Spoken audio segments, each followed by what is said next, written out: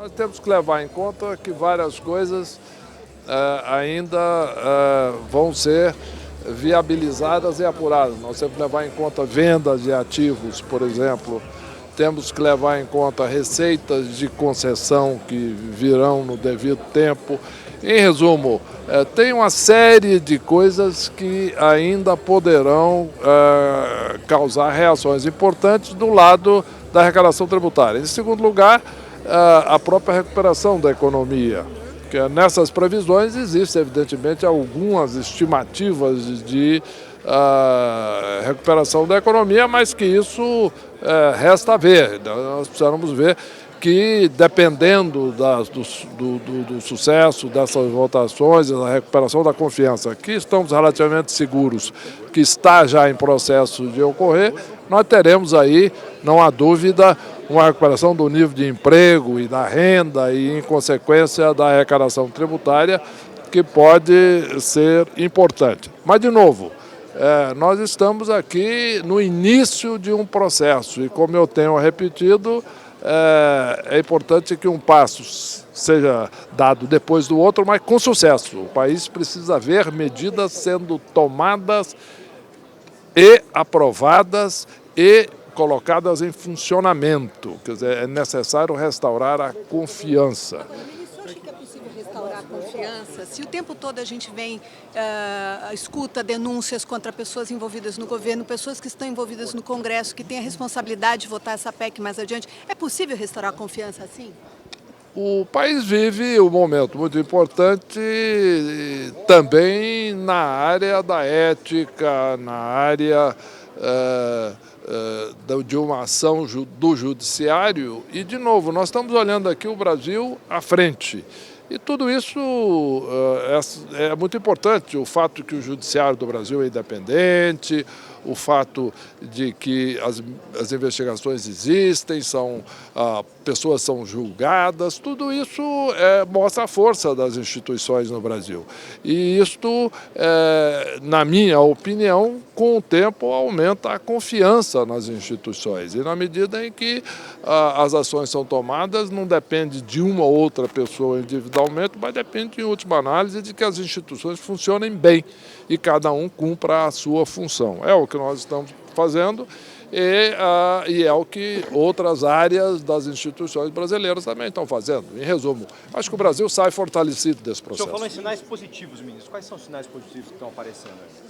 Nós já vemos sinais de uma estabilização da confiança que estava caindo e alguns sinais incipientes, portanto, de que isso pode já levar a uma retomada da atividade e de que a queda da produção já comece a dar sinais de estabilização. E quando que vamos ter a volta do crescimento? Quarta-feira vai ter o número do PIB. Quando que, de fato, vamos ter um crescimento no Brasil? O crescimento deverá voltar a acontecer nos próximos trimestres. Eu acho que nós estamos num momento de inflexão e é um erro, na minha opinião, tentar fixar datas para algo que depende de uma conjunção muito grande de fatores. Nós temos que focar nas razões para o crescimento. Razões que levaram à queda da atividade, à queda da confiança e começar a tomar as medidas adequadas macroeconômicas para que o país volte a crescer. A consequência de tudo isso é o crescimento, é a geração de emprego. Em resumo, a situação macroeconômica do país tem que estar adequada, tem que estar se ajustando e, a partir daí, as pessoas voltarem a trabalhar. É o que eu disse ali no final da palestra, o seguinte: é preciso liberar as forças produtivas do país, né? É preciso que os consumidores, que os cidadãos e cidadãs sintam confiança para voltar a consumir, né? Porque passam a ter maior confiança na manutenção do seu emprego ou voltem aqueles que estão desempregados a conseguir emprego, né? Que os empresários voltem a ter confiança para produzir, que as vendas, em consequência, aumentem e volte a ter confiança para contratar e volte a ter confiança para investir.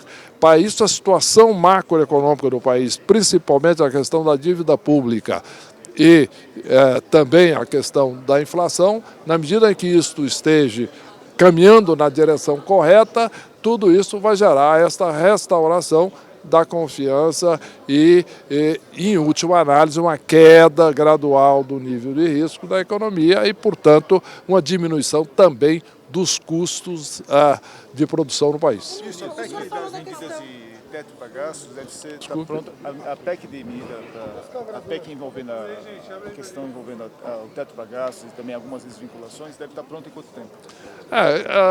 Esperamos que em cerca de 2 semanas nós tenhamos o texto final a ser discutido com o presidente e apresentado ao Congresso. O senhor falou em corte de subsídios. Existe a possibilidade de que esses cortes atinjam programas sociais como Minha Casa Minha Vida? Não.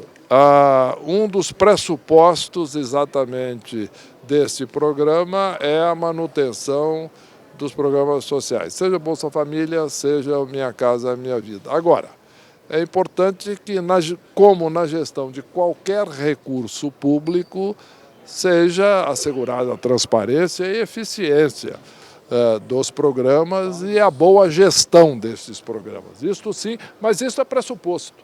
Isso é pressuposto de qualquer programa de investimento ou de despesa pública, é o pressuposto básico, a boa gestão desse recurso. É para isso que todos os mecanismos de controle e de gestão existem nos diversos setores da administração pública. Com relação ao aumento de impostos, né? O senhor não descartou essa possibilidade. O que poderia ser feito além da CPMF? No momento, nós estamos focando exatamente no primeiro passo, que é a questão da evolução das despesas e criando um horizonte de planejamento para o Brasil. É uma palavra, às vezes, que pode parecer vaga, mas que é muito concreta. O horizonte de planejamento é a questão do trabalhador ou da trabalhadora que quer saber se vai continuar recebendo salário nos próximos meses. Isso é o horizonte de planejamento. Qual é o meu horizonte de planejamento? Por quanto tempo eu tenho segurança que eu vou estar trabalhando? Será que eu vou conseguir um aumento de salário nos próximos anos? Não é? Aquele que está desempregado, ele começa a ter perspectiva de voltar a trabalhar, isso é o horizonte de planejamento.